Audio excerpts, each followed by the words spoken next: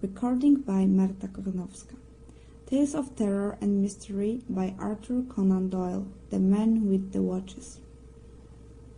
There are many who will still bear in mind the singular circumstances which, under the heading of the Rugby Mystery, filled many columns of the daily press in the spring of the year 1892.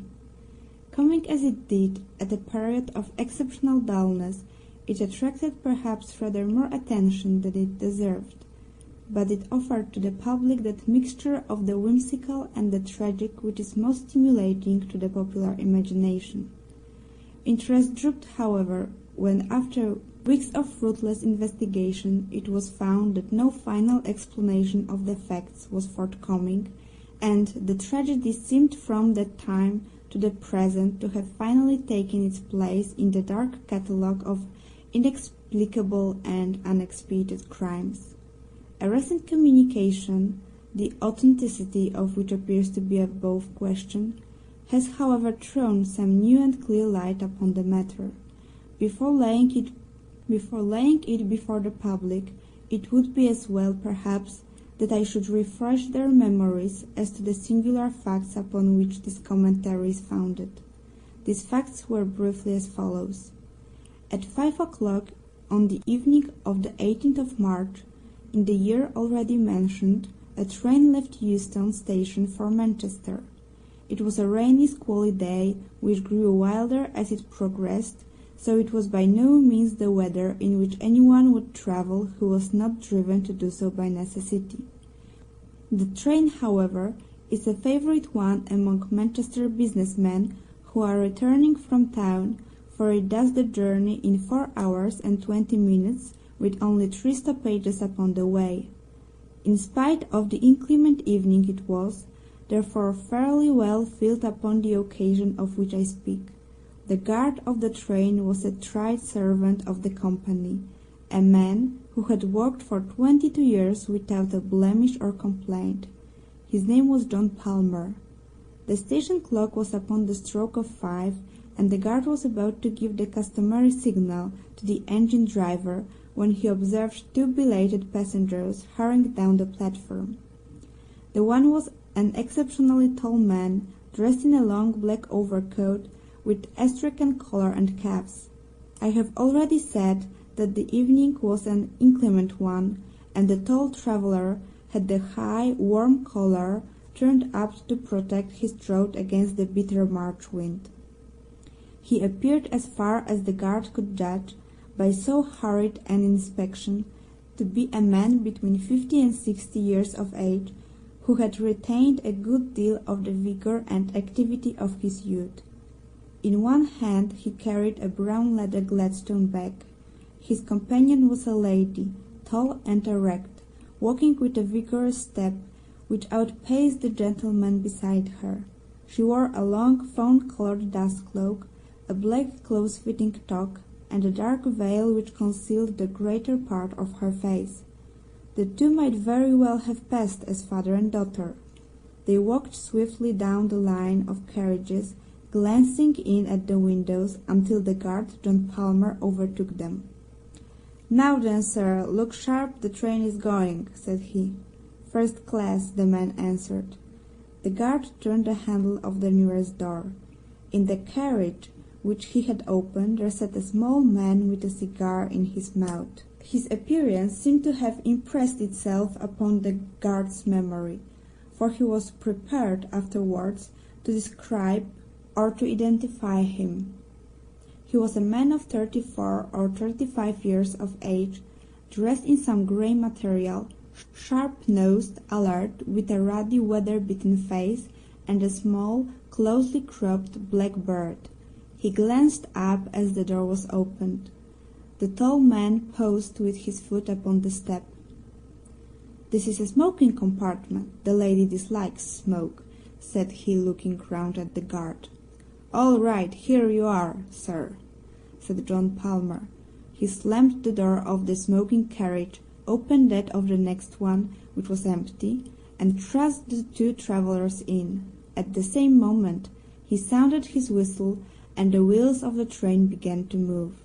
The man with the cigar was at the window of his carriage and said something to the guard as he rolled past him, but the words were lost in the bustle of the departure. Palmer stepped into the guard's van as it came up to him and thought no more of the incident. 12 minutes after its departure, the train reached Willesden Junction, where it stopped for a very short interval. An examination of the tickets has made it certain that no one either joined or left it at this time, and no passenger was seen to alight upon the platform. At 5:14 the journey to Manchester was resumed, and Rugby was reached at 6:50, the express being 5 minutes late. At Rugby the attention of the station officials was drawn to the fact that the door of one of the first-class carriages was open. An examination of that compartment and of its neighbour disclosed a remarkable state of affairs. The smoking carriage, in which the short, red-faced man with the black beard had been seen, was now empty. Save for a half-smoked cigar, there was no trace whatever of its recent occupant. The door of this carriage was fastened. In the next compartment, to which attention had been originally drawn, there was no sign either of the gentleman with the astrakhan collar or of the young lady who accompanied him. All three passengers had disappeared. On the other hand, there was found upon the floor of this carriage, the one in which the tall traveller and the lady had been, a young man, fashionably dressed, and of elegant appearance. He lay with his knees drawn up and his head resting against the farther door, an elbow upon either seat. A bullet had penetrated his heart, and his death must have been instantaneous. No one had seen such a man enter the train, and no railway ticket was found in his pocket. Neither were there any markings upon his linen, nor papers, nor personal property which might help to identify him. Who he was, whence he had come, and how he had met his end were each as great a mystery as what had occurred to the three people who had started an hour and a half before from Willesden in those two compartments. I have said that there was no personal property which might help to identify him, but it is true that there was one peculiarity about this unknown young man which was much commented upon at the time. In his pockets were found no fewer than 6 valuable gold watches, 3 in the various pockets of his waistcoat, 1 in his ticket pocket, and 1 in his breast pocket, and 1 small one set in a leather strap and fastened round his left wrist. The obvious explanation that the man was a pickpocket and that this was his plunder was discounted by the fact that all 6 were of American make and of a type which is rare in England. 3 of them bore the mark of the Rochester Watchmaking Company. 1 was by Mason of Elmira, 1 was unmarked, and the small one, which was highly jewelled and ornamented, was from Tiffany of New York.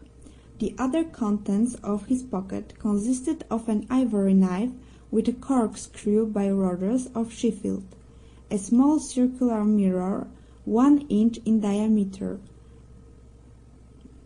a readmission to slip to the Lyceum Theatre, a silver box full of Vesta matches, and a brown leather cigar case containing 2 cheroots, also £2 14 in money.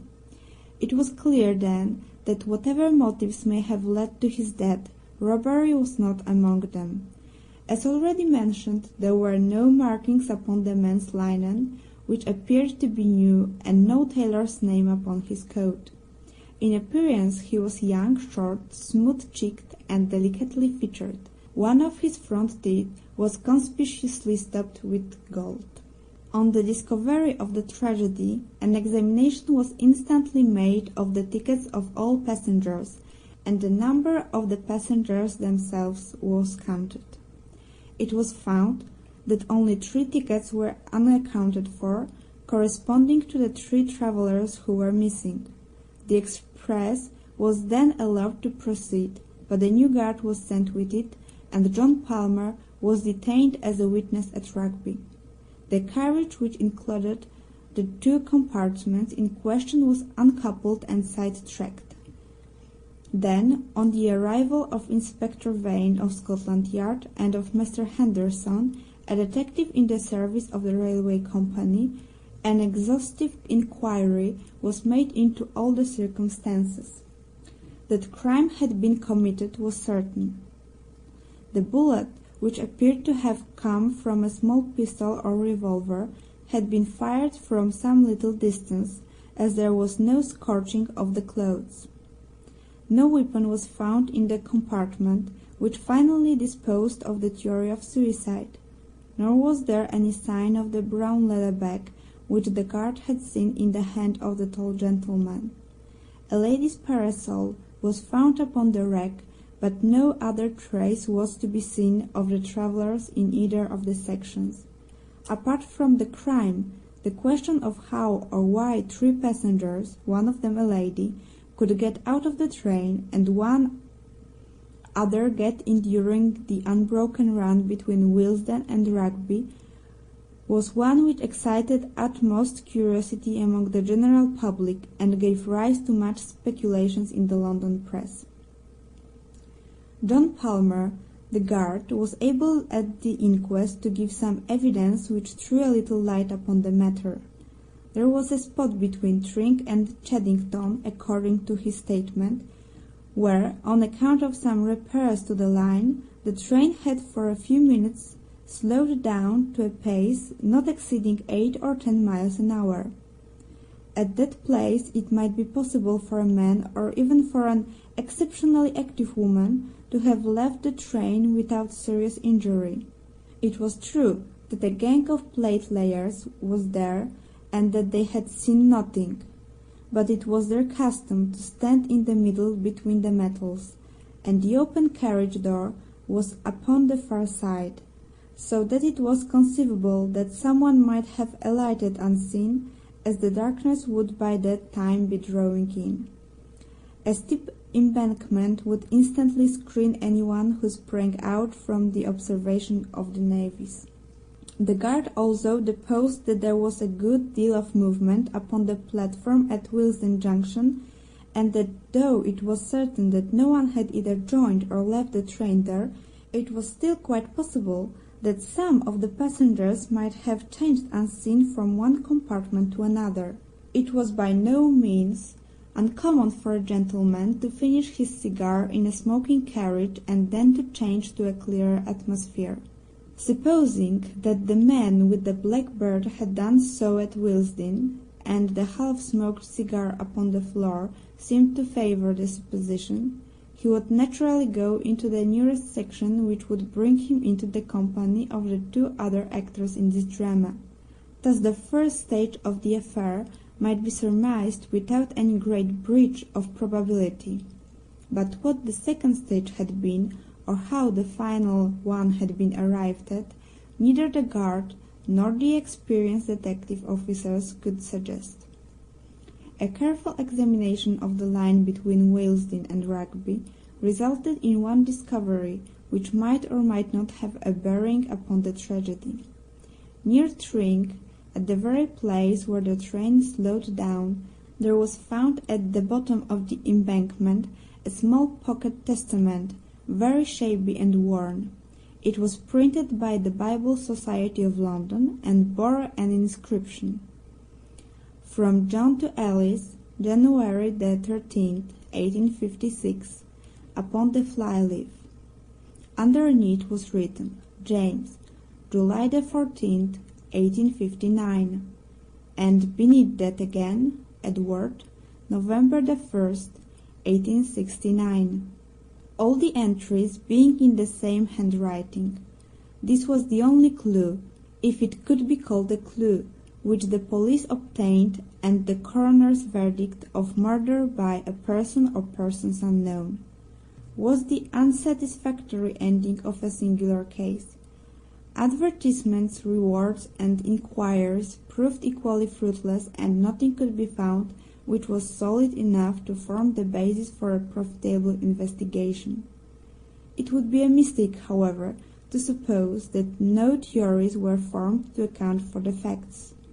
On the contrary, the press, both in England and in America, teemed with suggestions and suppositions, most of which were obviously absurd. The fact that the watches were of American make, and some peculiarities in connection with the gold stopping of his front tooth, appeared to indicate that the deceased was a citizen of the United States, though his linen, clothes and boots were undoubtedly of British manufacture. It was surmised by some that he was concealed under the seat, and that being discovered he was for some reason, possibly because he had overheard their guilty secrets, put to death by his fellow passengers. When coupled with generalities as to the ferocity and cunning of anarchical and other secret societies, this theory sounded as plausible as any. The fact that he should be without a ticket would be consistent with the idea of concealment, and it was well known that women played a prominent part in the nihilistic propaganda. On the other hand, it was clear from the guard's statement that the man must have been hidden there before the others arrived, and how unlikely the coincidence that conspirators should stray exactly into the very compartment in which a spy was already concealed. Besides, this explanation ignored the man in the smoking carriage, and gave no reason at all for his simultaneous disappearance. The police had little difficulty in showing that such a theory would not cover the facts, but they were unprepared in the absence of evidence to advance any alternative explanation. There was a letter in the Daily Gazette over the signature of a well-known criminal investigator, which gave rise to considerable discussion at the time. He had formed a hypothesis which had at least ingenuity to recommend it, and I cannot do better than append it in his own words. "Whatever may be the truth," said he, "it must depend upon some bizarre and rare combination of events, so we need have no hesitation in postulating such events in our explanation. In the absence of data, we must abandon the analytic or scientific method of investigation, and must approach it in the synthetic fashion. In a word, instead of taking known events and deducing from them what has occurred, we must build up a fanciful explanation if it will only be consistent with known events. We can then test this explanation by any fresh facts which may arise. If they all fit into their places, the probability is that we are upon the right track, and with each fresh fact this probability increases in a geometrical progression until the evidence becomes final and convincing. Now there is one most remarkable and suggestive fact which has not met with the attention which it deserves. There is a local train running through Harrow and King's Langley, which is timed in such a way that the express must have overtaken it at or about the period when it eased down its speed to 8 miles an hour on account of the repairs of the line. The two trains would at that time be travelling in the same direction at a similar rate of speed and upon parallel lines. It is within everyone's experience how, under such circumstances, the occupant of each carriage can see very plainly the passengers in the other carriages opposite to him. The lamps of the express had been lit at Willesden, so that each compartment was brightly illuminated and most visible to an observer from outside. Now, the sequence of events, as I reconstruct them, would be after this fashion.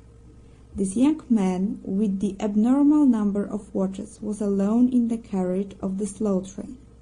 His ticket, with his papers and gloves and other things, was, we will suppose, on the seat beside him.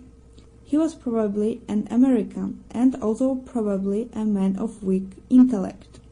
The excessive wearing of jewellery is an early symptom in some forms of mania. as he sat watching the carriages of the express, which were, on account of the state of the line, going at the same pace as himself, he suddenly saw some people in it whom he knew. He will suppose, for the sake of our theory, that these people were a woman whom he loved and a man whom he hated, and who in return hated him.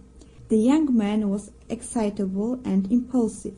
He opened the door of his carriage, stepped from the footboard of the local train to the footboard of the express, opened the other door, and made his way into the presence of these two people. The feat, on the supposition that the trains were going at the same pace, is by no means so perilous as it might appear. Having now got our young man, without his ticket, into the carriage in which the elder man and the young woman are travelling, it is not difficult to imagine that a violent scene ensued.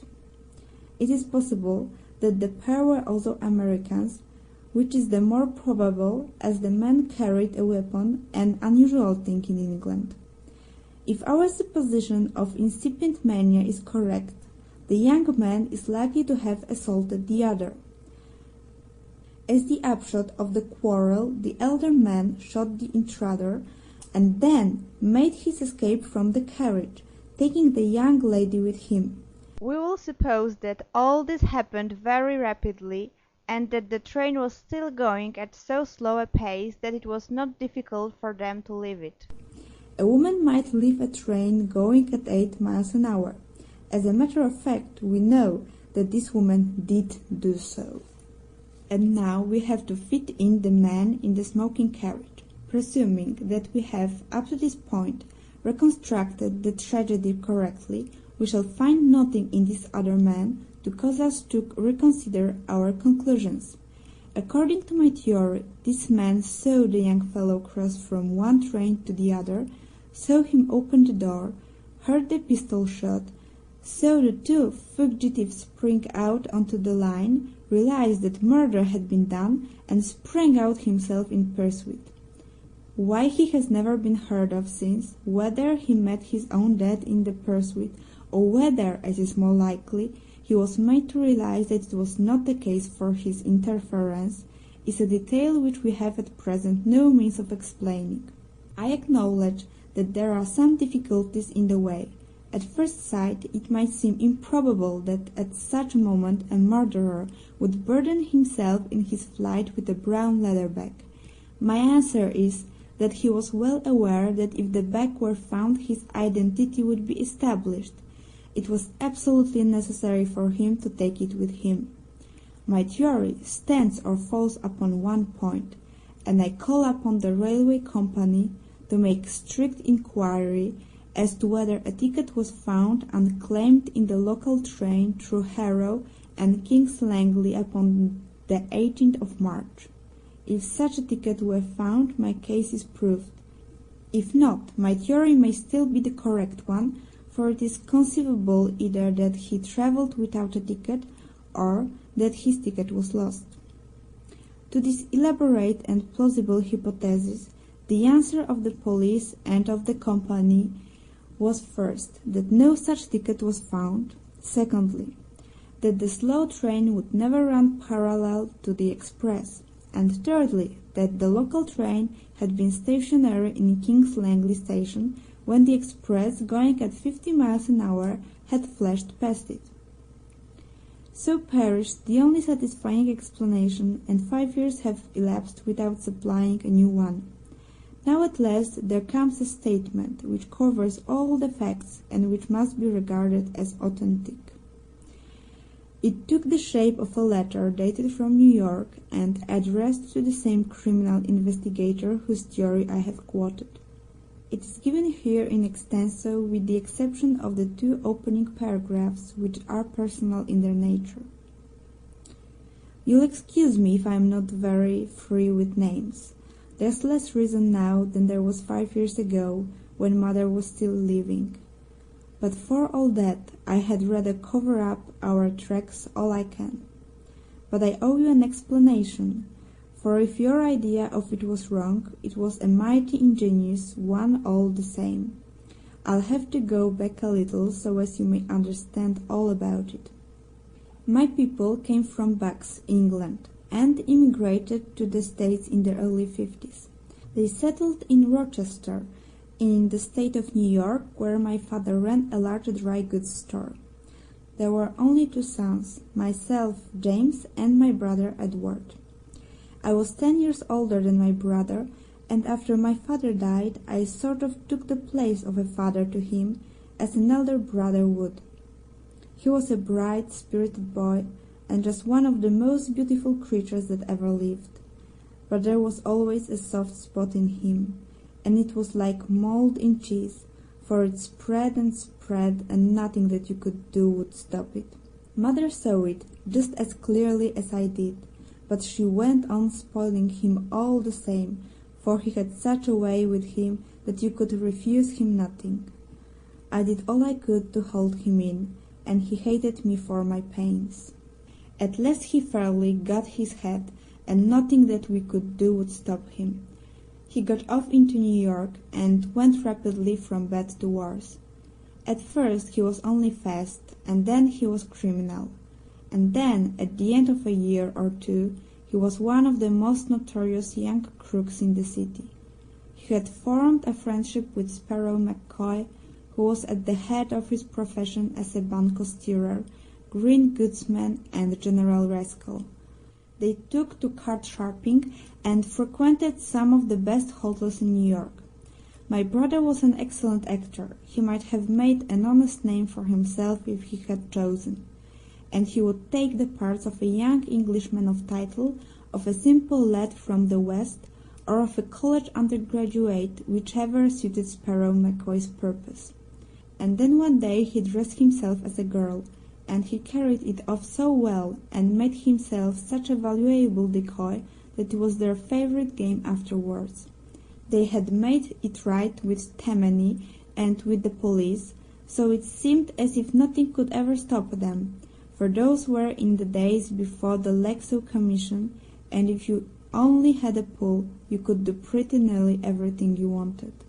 And nothing would have stopped them if they had only stuck to cards and New York, but they must needs come up Rochester way and forge a name upon a check. It was my brother that did it, though everyone knew that it was under the influence of Sparrow McCoy. I bought up that check, and a pretty sum it cost me. Then I went to my brother, laid it before him on the table, and swore to him that I would prosecute if he did not clear out of the country. At first he simply laughed. I could not prosecute, he said, without breaking our mother's heart, and he knew that I would not do that. I made him understand, however, that our mother's heart was being broken in any case, and that I had set firm on the point that I would rather see him in Rochester gaol than in a New York hotel. So at last he gave in, and he made me a solemn promise that he would see Sparrow McCoy no more, that he would go to Europe, and that he would turn his hand to any honest trade that I helped him to get. I took him down right away to an old family friend, Joe Wilson, who is an exporter of American watches and clocks, and I got him to give Edward an agency in London with a small salary and a 15% commission on all business. His manner and appearance were so good that he won the old man over at once, and within a week he was sent off to London with a case full of samples. It seemed to me that his business of the check had really given my brother a fright, and that there was some chance of his settling down into an honest line of life. My mother had spoken with him, and what she said had touched him, for she had always been the best of mothers to him, and he had been the greatest sorrow of her life. But I knew that this man Sparrow McCoy had a great influence over Edward, and my chance of keeping the land straight lay in breaking the connection between them. I had a friend in the New York detective force, and through him I kept a watch upon McCoy. When within a fortnight of my brother's sailing I heard that McCoy had taken a berth in the Etruria, I was as certain as if he had told me that he was going over to England, for the purpose of coaxing Edward back again into the ways that he had left. In an instant I had resolved to go also, and to pit my influence against McCoy's. I knew it was a losing fight, but I thought, and my mother thought, that it was my duty. We passed the last night together in prayer for my success, and she gave me her own testament that my father had given her on the day of their marriage in the old country, so that I might always wear it next my heart. I was a fellow traveller on the steamship with Sparrow McCoy, and at last I had the satisfaction of spoiling his little game for the voyage. The very first night I went into the smoking room and found him at the head of a card table with half a dozen young fellows who were carrying their full purses and their empty skulls over to Europe. He was settling down for his harvest, and a rich one it would have been. But I soon changed all that. "Gentlemen," said I, "are you aware whom you are playing with?" "What's that to you? You mind your own business," said he with an oath. "Who is it anyway?" asked one of the dudes. "He's Sparrow McCoy, the most notorious card sharper in the States." Up he jumped with a bottle in his hand, but he remembered that he was under the flag of the effete old country where law and order run, and Tammany has no pull. Gaol and the gallows wait for the violence and murder, and there is no slipping out by the back door on board an ocean liner. "Prove your words, you," said he. "I will," said I.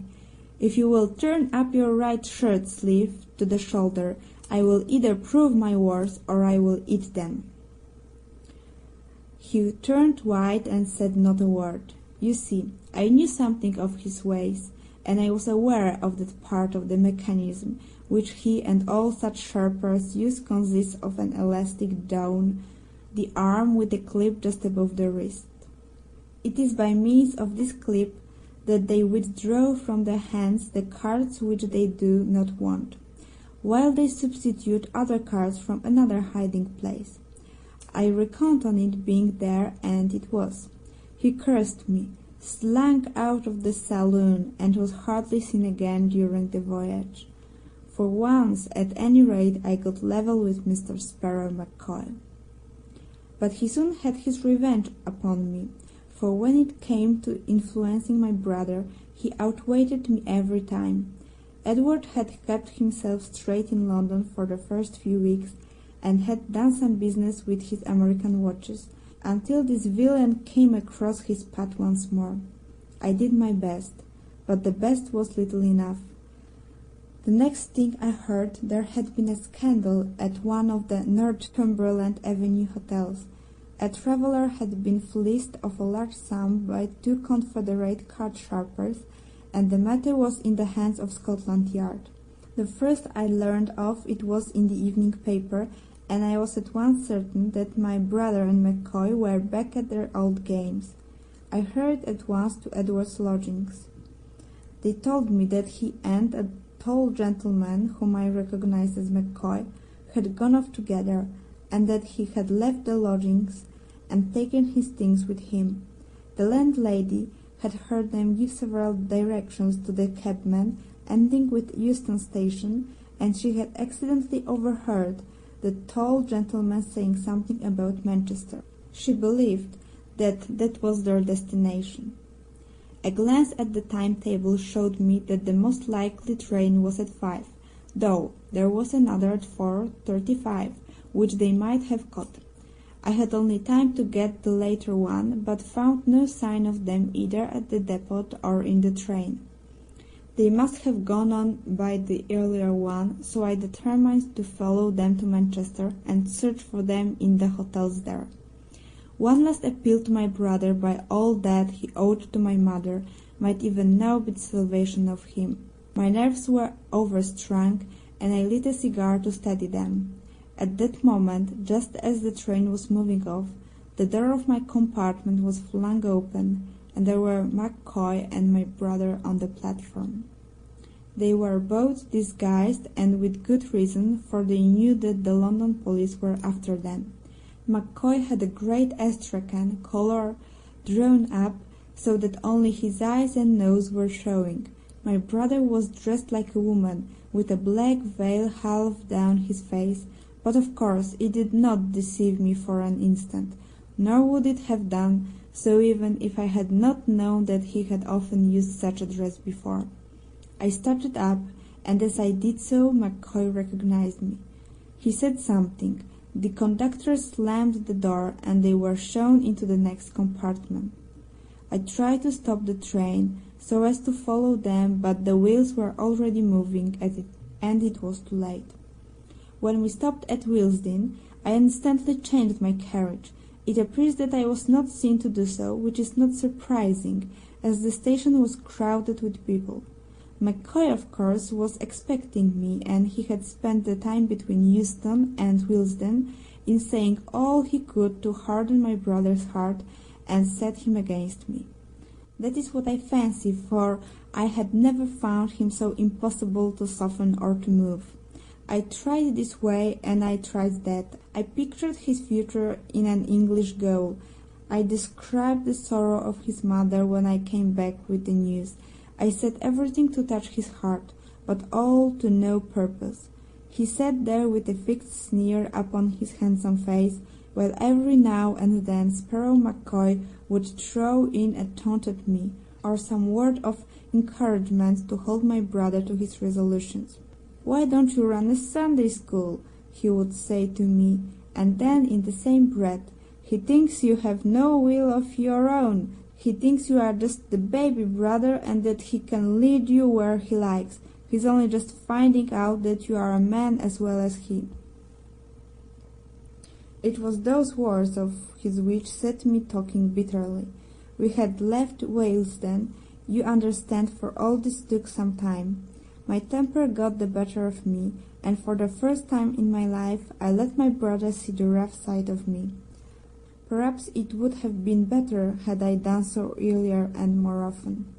"A man?" said I. "Well, I am glad to have your friend's assurance of it, for no one would suspect it to see you like a boarding-school missy. I don't suppose in all this country there is a more contemptible-looking creature than you are, as you sit there with the dolly pinafore upon you." He coloured up at that, for he was a vain man, and he winced from ridicule. "It's only a dust cloak," he said, and he slipped it off. "One has to throw the coppers off one's hand, and I had no other way to do it." He took his stock off with the veil attached, and he put both in and the cloak into his brown bag. "Anyway, I don't need to wear it until the conductor comes round," said he. "Nor then either," said I, and taking the bag I slung it with all my force out of the window. "Now," said I, "you'll never make a Mary Jane of yourself while I can help it. If nothing but that disguise stands between you and the goal, then the goal you shall go." That was the way to manage him. I felt my advantage at once. His supple nature was one which yielded the roughness far more readily than to entreaty. He flushed with shame, and his eyes filled with tears, but McCoy saw my advantage also, and was determined that I should not pursue it. "He's my part, and you shall not bully him," he cried. "He's my brother, and you shall not ruin him," said I. "I believe a spell of prison is the very best way of keeping you apart, and you shall have it, or it will be no fault of mine." "Oh, you would squeal, would you?" he cried. In an instant he whipped out his revolver. I sprang for his hand, but saw that I was too late, and jumped aside. At the same instant he fired, and the bullet which would have struck me passed through the heart of my unfortunate brother. He dropped without a groan upon the floor of the compartment, and McCoy and I, equally horrified, knelt at each side of him, trying to bring back some signs of life. McCoy still held the loaded revolver in his hand, but his anger against me and my resentment towards him had both for the moment been swallowed up in this sudden tragedy. It was he who first realized the situation. The train was for some reason going very slowly at the moment, and he saw his opportunity for escape. In an instant he had the door open, but I was as quick as he, and jumping upon him, the two of us fell off the footboard and rolled in each other's arms down a steep embankment. At the bottom I struck my head against a stone, and I remembered nothing more. When I came to myself, I was lying among some low bushes, not far from the railroad track, and somebody was bathing my head with a wet handkerchief. It was Sparrow McCoy. "I guess I couldn't leave you," said he. "I didn't want to have the blood of two of you on my hands in one day. You loved your brother, I've no doubt, but you didn't love him a cent more than I loved him, though you'll say that I took a queer way to show it. Anyhow, it seems a mighty empty world now that he's gone, and I don't care a continental whether you give me over to the hangman or not." He had turned his ankle in the fall, and there we sat, he with his useless foot, and I with my throbbing head, and we talked and talked until gradually my bitterness began to soften and to turn into something like sympathy. What was the use of revenging his death upon a man who was as much stricken by that death as I was? And then, as my wits gradually returned, I began to realize also that I could do nothing against McCoy which would not recoil upon my mother and myself. How could we convict him without a full account of my brother's career being made public, the very thing which of all others we wished to avoid? It was really as much our interest as his to cover the matter up, and from being an avenger of crime, I found myself changed to a conspirator against justice. The place in which we found ourselves was one of those pheasant preserves which are so common in the old country, and as we groped our way through it, I found myself consulting the slayer of my brother as to how far it would be possible to hush it up. I soon realized from what he said that unless there were some papers of which we knew nothing in my brother's pockets, there was really no possible means by which the police could identify him or learn how he had got there. His ticket was in McCoy's pocket, and so was the ticket for some baggage which they had left at the depot. Like most Americans, he had found it cheaper and easier to buy an outfit in London than to bring one from New York, so that all his linen and clothes were new and unmarked. The bag containing the dust cloak which I had thrown out of the window may have fallen among some bramble patch where it is still concealed, or may have been carried off by some tramp, or may have come into the possession of the police, who kept the incident to themselves. Anyhow, I have seen nothing about it in the London papers. As to the watches, they were a selection from those which had been entrusted to him for business purposes. It may have been for the same business purposes that he was taking them to Manchester, but well, it's too late to enter into that. I don't blame the police for being at fault. I don't see how it could have been otherwise. There was just one little clue that might have followed up, but it was a small one. I mean that small circular mirror which was found in my brother's pocket. It isn't a very common thing for a young man to carry about with him, is it? But a gambler might have told you what such a mirror may mean to a card sharper.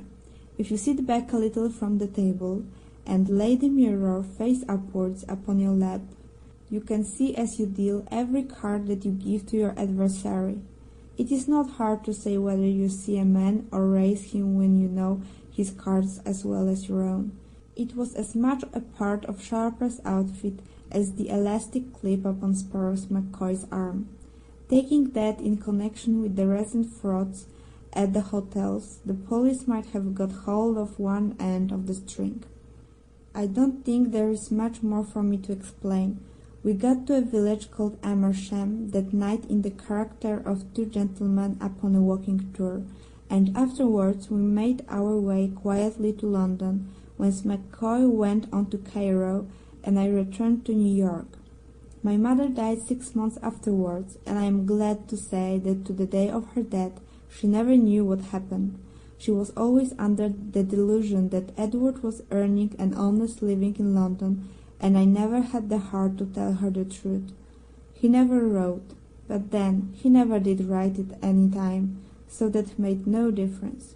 His name was the last upon her lips. There's just one other thing that I have to ask you, sir, and I should take it as a kind return for all this explanation, if you could do it for me. You remember that testament that was picked up? I always carried it in my inside pocket, and it must have come out in my fall. I value it very highly, for it was the family book with my birth and my brothers marked by my father in the beginning of it. I wish you would apply at the proper place and have it sent to me. It can be of no possible value to anyone else. If you address it to X Bessenus Library, Broadway, New York, it is sure to come to hand. End of The Man with the Watches by Arthur Conan Doyle. Recording by Marta Kornowska.